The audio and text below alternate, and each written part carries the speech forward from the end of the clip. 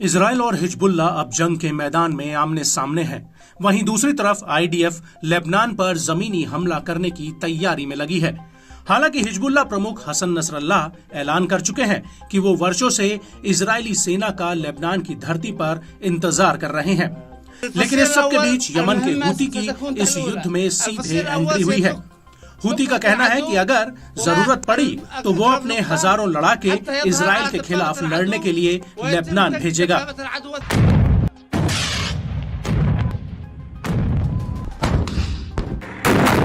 और यही वजह है कि अब हूती इजराइल पर सीधे हमले कर रहा है। दरअसल हूती ने इजराइल के तेल अवीव शहर पर एक बैलिस्टिक मिसाइल दागी, जिसकी वजह से आसपास के इलाके में हवाई हमले के सायरन बजने लगे और पूरे इलाके में भगदड़ जैसे हालात बन गए। वहीं एश्केलॉन सेटलमेंट से तो इस मिसाइल को साफ देखा गया।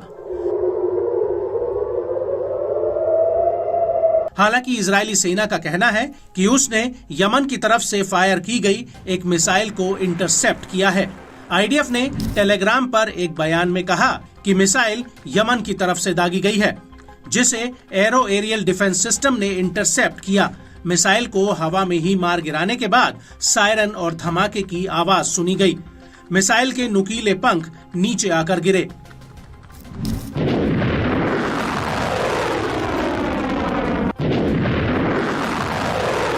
वहीं इस हमले को लेकर इजरायली मीडिया का कहना है कि करीब 20 लाख सेटलर्स मिसाइल के डर की वजह से शेल्टर्स की तरफ भागे।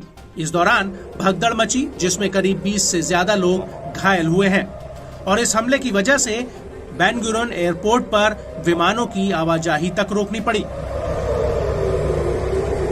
वहीं दूसरी तरफ लेबनानी न्यूज एजेंसी अल मयादीन ने कहा कि हूती ने यह हमला एक से ज्यादा टारगेट्स पर किया था और इजराइल को ये समझना चाहिए कि अब तेल अवीव यानी याफा सुरक्षित नहीं है।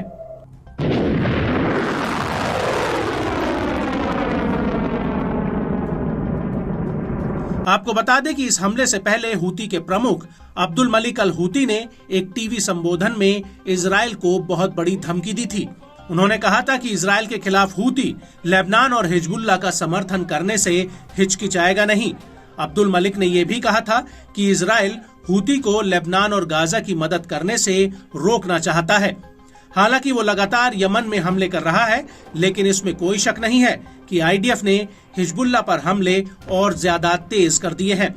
लेकिन इसके बावजूद हूती का कहना है कि नेतन्याहू हिजबुल्ला को हल्के में न ले, वो पहले के मुकाबले और ज्यादा ताकतवर हुआ है।